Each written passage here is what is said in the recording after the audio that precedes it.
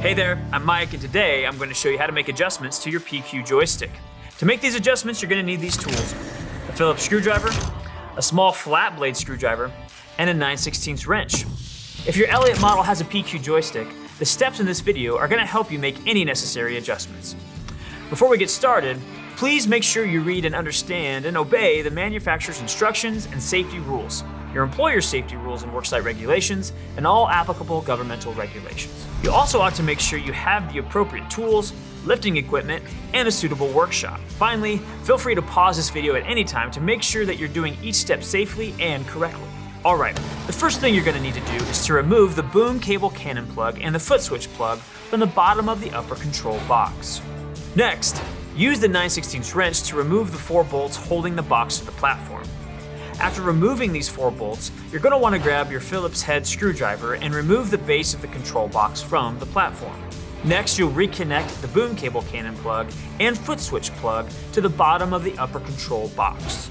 Now we're going to go ahead and adjust the low trim pot. This trim pot acts as a threshold, and it should be adjusted first so that the appropriate amount of deadband is set in the joystick, or the amount that you must move the joystick before you get function engagement. Turning it clockwise will decrease the joystick deadband. On the other hand, turning it counterclockwise will increase the joystick deadband. The joystick controller deadband should be set to the operator's preference. Next, you should adjust the high range on A and B. This is the maximum PWM signal out of the controller outputs A and B that is applied to the pulsar coils on the control valve. The high trim pot should be adjusted so that the control valve spool reaches full stroke at the same time the joystick controller reaches full stroke. When adjusting controllers from the platform, you're probably going to need someone to watch the valve spool while you adjust the controller. Large adjustments to the high range trim pot may affect the setting of the low and vice versa. After you made your low and high range adjustments, you can make adjustments to the mid trim pot. This trim pot can be set at the operator's preference and should be adjusted so that there's a noticeable difference in function speed when you select low range on the control panel, and the joystick is at its full stroke. The joystick is normally in low range and is shifted into high range when power is applied to the high ENA terminal on the bottom of the joystick.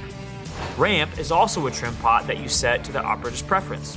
The more you turn the ramp function up, that is clockwise, the less sensitive the joystick becomes. If the ramp is turned too high, a noticeable delay in function engagement may be experienced when you activate the joystick. And that's it.